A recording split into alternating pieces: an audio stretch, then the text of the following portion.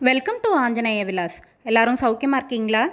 இன்றைக்கி ஆஞ்சநேய விலாஸில் நம்ம சுவையான சத்தான புதினா சட்னி எப்படி பண்ணுறதுன்னு பார்க்கலாம். இது ஃப்ரெஷ்ஷான புதினா வச்சு பண்ணுறோம்.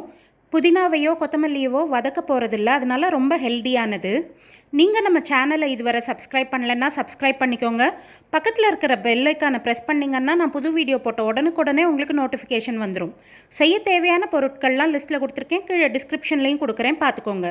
முதல்ல ஒரு மிக்ஸி ஜாரில் ஒரு 1/4 கப் அளவு தேங்காய், 5 பச்சை மிளகா, உங்கள் காரத்துக்கு தகுந்த மாதிரி கூட குறைச்சி போட்டுக்கலாம். ஒரு கட்டு புதினா, அதாவது 2 கப் அளவு இருக்கும். ஒரு 1/2 கப்பு அளவுக்கு கொத்தமல்லி தண்டோடு போடலாம், நல்லது தான். 1/4 கப்பு அளவுக்கு பொட்டுக்கடலை, புளி ஒரு சின்ன துண்டு நல்லா அலம்பிட்டு போட்டுக்கணும்.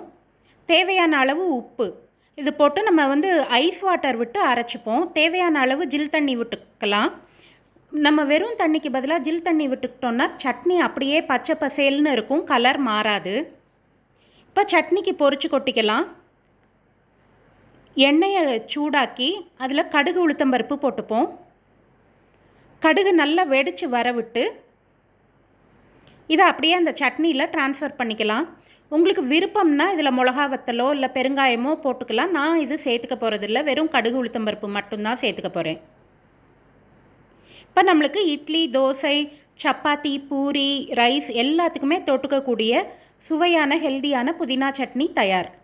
இந்த வீடியோ பிடிச்சிருந்ததுன்னா வீடியோவை லைக் பண்ணுங்கள். உங்கள் ஃபேமிலி அண்ட் ஃப்ரெண்ட்ஸ் கூட இந்த வீடியோவை ஷேர் பண்ணுங்கள். வீடியோவை பற்றின உங்களோட நிறை குறைகளை கீழே கமெண்ட் செக்ஷனில் சொல்லுங்கள். தேங்க்யூ ஃபார் வாட்சிங்.